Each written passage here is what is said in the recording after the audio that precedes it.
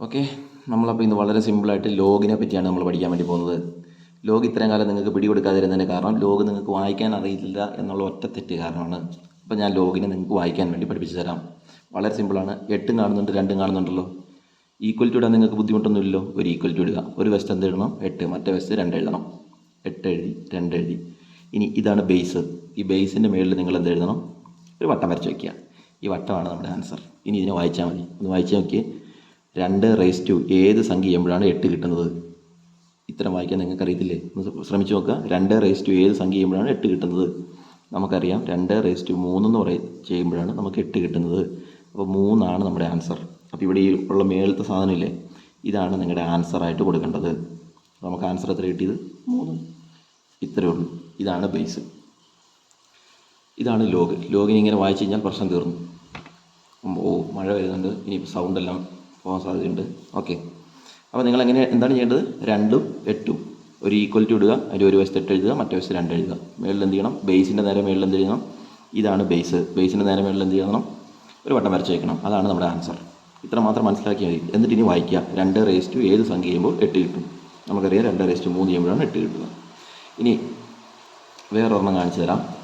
നമുക്കറിയാവുന്ന വേറൊരെണ്ണം കാണിച്ചു തരാം. 5ൻ്റെ ക്യൂബ് എടുക്കുക. 5ൻ്റെ ക്യൂബ് എത്രയാണ്? 5ൻ്റെ സ്ക്വയർ 25, പിന്നെ ഒരു 5 കൊണ്ട് ഗുണിച്ചാൽ 125 എന്ന് കിട്ടും. ഇതിനെങ്ങനെ ലോഗിൽ എഴുതുന്നത് ഞാൻ കാണിച്ചു തരാം. നോക്കിക്കോ. Log 125 to the base 5. ഇങ്ങനെയായിരിക്കും ക്വസ്റ്റ്യൻ ഉണ്ടാകുക. ഇത് കണ്ടുപിടിക്കാനായിരിക്കും ക്വസ്റ്റ്യൻ നിങ്ങളോട് ചോദിക്കുക. അപ്പോൾ അതിൽ നിങ്ങൾ എന്ത് ചെയ്യണം? 125 നിങ്ങൾ എന്ത് ചെയ്യണം? ആദ്യം ഒരു ഈക്വൽ ടു വരയ്ക്കുക. 125 എഴുതുക. തൊട്ടിപ്പുറത്ത് 5 എഴുതുക. മേളിൽ എന്ത് ചെയ്യണം? ഒരു വട്ടം വരച്ചേക്കണം. ഇതായിരിക്കും നമ്മുടെ ആൻസർ. ഇനി കണ്ടുപിടിക്കാം. 5 ഏത് സംഖ്യ ചെയ്യുമ്പോഴാണ് 125 കിട്ടുന്നത്? 5ൻ്റെ എത്രാമത്തെ പവറാണ് 125? 5ൻ്റെ എത്രാമത്തെ പവറാണ് 125? 5/3. 5/3 125. അപ്പോൾ നമ്മുടെ ആൻസർ എന്താണ്? ഈ വട്ടം എത്രയാണ്? 3. അപ്പോൾ ആൻസർ കിട്ടി. ഇത്ര സിമ്പിളാണ് ലോഗ്. ലോഗ് എഴുതാൻ നിങ്ങൾക്ക് എന്ത് ബുദ്ധിമുട്ടാണുള്ളത്? അടുത്തൊരു സംഖ്യ കൂടി ഞാൻ കാണിച്ചു തരാം. ഇപ്പോൾ വേറൊരു സംഖ്യ ചെയ്ത് നോക്കാം. ഇപ്പോൾ വേറെ ഏതാ സംഖ്യ ഉള്ളത്? 15ൻ്റെ സ്ക്വയർ ചെയ്യാം. 15ൻ്റെ സ്ക്വയർ നിങ്ങൾക്കറിയാം, അത് എത്രയാണ്? 225. ഇനി ലോഗിൽ അവർ ക്വസ്റ്റ്യൻ എങ്ങനെയായിരിക്കും നിങ്ങൾക്ക് തന്നിട്ടുണ്ടാവുക? Log 225 to the base 15 equal to എന്ന് പറഞ്ഞിട്ടായിരിക്കും കണ്ടുപിടിക്കാനായിരിക്കും നിങ്ങൾക്ക് ക്വസ്റ്റ്യൻ തന്നിട്ടുണ്ടാവുക. ഇനി ഒന്ന് ട്രൈ ചെയ്ത് നോക്കുക. എന്ത് ചെയ്യണം? ഈക്വൽ ടു ഇടണം. ഒരു വശത്ത് 225 എഴുതണം, മറ്റേ വശത്ത് ബേസ് എഴുതണം 15. ബേസ് ഇവിടെ എത്രയാണ്? 15. ഇനി മേളിലൊരു വട്ടം വരയ്ക്കണം. ഇതായിരിക്കും നമ്മുടെ ആൻസർ. ഇനി നോക്കിക്കോ. 15ൻ്റെ എത്രാമത്തെ പവറാണ് 225? വായിക്കുക. 15ൻ്റെ എത്രാമത്തെ പവറാണ് 225? നമുക്ക് അറിയാം. 15ൻ്റെ സ്ക്വയർ എടുക്കുമ്പോഴാണ് നമുക്ക് 225 കിട്ടുന്നത്. ആൻസറായി. ഈ 2 ആണ് നമ്മുടെ ആൻസർ. പിന്നെ സ്ഥിരമായിട്ട് കാണിക്കുന്ന മണ്ടത്തരങ്ങളൊന്നും ഇവിടെ കൊണ്ട് കാണിച്ചു വയ്ക്കരുത്. ലോഗെന്ന് പറഞ്ഞാൽ അപ്പം തന്നെ കുറേ പേര് പോയിട്ട് ലോഗെന്ന് പറഞ്ഞാൽ അപ്പം തന്നെ ബേസ് 10 പറയും. അങ്ങനെ നിർബന്ധമില്ല. പിന്നെ ചിലർ പറയും ആന്ന് പറയും. അങ്ങനെ നിർബന്ധമില്ല. ഇവിടെ എഴുതണം. ഓക്കെ, ഇല്ലെങ്കിൽ പ്രത്യേകം പറഞ്ഞിട്ടുണ്ടാവണം. ഇത്രയേ ഉള്ളൂ. ഇനി നിങ്ങളെ പൊട്ടനാക്കുന്ന ടൈപ്പ് ഒരു ക്വസ്റ്റ്യൻ ഞാൻ കാണിച്ചു തരാം. നിങ്ങളിപ്പോൾ മണ്ടനായി മാറും. നോക്കിക്കോ. Log 10 cube two the base 10 കണ്ടുപിടിക്കാൻ വേണ്ടിയിട്ടായിരിക്കും ക്വസ്റ്റ്യൻ. ഇത് ഇങ്ങോട്ട് മാറ്റി എഴുതുമ്പോൾ നിങ്ങൾക്ക് മനസ്സിലാവും നിങ്ങൾ ഇവരെങ്ങനെ മണ്ടനാക്കിയെന്നുള്ളത്. ഒരു വശത്ത് എത്ര എഴുതണം? 10 ക്യൂബ്. മറ്റേ വശത്ത് എത്ര എഴുതണം? 10. ഇനി 10ൻ്റെ ബേസിൻ്റെ മേളിൽ എന്ത് എഴുതണം? ബേസിൻ്റെ മേളിൽ നമ്മളൊരു വട്ടം വരയ്ക്കണം. ഇനി ഇത് വായിക്കണം. 10 ഏത് സംഖ്യ ചെയ്താലാണ് 10 ക്യൂബ് കിട്ടുന്നത്? അതായിരിക്കുമല്ലോ ഇവിടുത്തെ ആൻസർ. ഈ സംഖ്യയാണ് ഇവിടുത്തെ നമ്മുടെ ആൻസർ അല്ലേ? നോക്കിക്കേ. 10 ഏത് സംഖ്യ ചെയ്താലാണ് 10 ക്യൂബ് കിട്ടുന്നത്? നിങ്ങൾക്ക് ഉത്തരം കിട്ടുന്നുണ്ടോ? നിങ്ങളെ വെറുതെ മണ്ടനാക്കുകയാണ്. ഒന്നുകൂടി വായിച്ചു നോക്ക്. 10 ഏത് സംഖ്യ ചെയ്യുമ്പോഴാണ് 10 ക്യൂബ് കിട്ടുന്നത്? 10 ഏത് സംഖ്യ ചെയ്യണം 10 ക്യൂബ് കിട്ടണമെങ്കിൽ? 3. ഇവിടെ 3 ചെയ്യണ്ടേ? എന്നാലേ 10 ക്യൂബ് ആവുള്ളൂ. അപ്പോൾ ആൻസർ എന്താ? 3. അപ്പോൾ ഇങ്ങനത്തെ ക്വസ്റ്റ്യൻ കണ്ടാൽ വളരെ എളുപ്പമാണ് ഇത് ചെയ്യാൻ. ഇത് നോക്കിയേ. Log 5 cube two the base 5.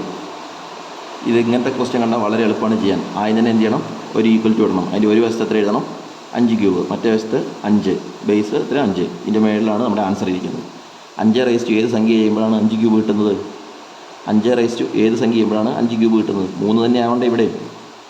3 റെഡിയല്ലേ? അപ്പോൾ ഇങ്ങനത്തെ ക്വസ്റ്റ്യൻ വന്നാൽ വളരെ എളുപ്പത്തിൽ നമുക്ക് ചെയ്യാൻ വേണ്ടി സാധിക്കും. സ്ഥലമില്ലാത്ത കാരണം ഞാൻ മേളിൽ കൊണ്ടിട്ട് ഒരു കണക്ക് കൂടി ഇവിടെ എഴുതി കാണിച്ചു തരാം. വേണ്ട, നിങ്ങൾ കൺഫ്യൂഷൻ അധികമാക്കുന്നില്ല. ഒരു ക്വസ്റ്റ്യൻ ഇവിടെ എഴുതി കാണിച്ചു തരാം. 10⁹ to the base 10 equal to, കണ്ടുപിടിക്കണമെങ്കിൽ നമ്മൾ ആദ്യം എന്ത് ചെയ്യണം? ഈക്വൽ ടു ഇടും. ഒരു വശത്ത് എത്ര എഴുതും? 10⁹, മറ്റേ വശത്ത് എത്ര എഴുതും? 10.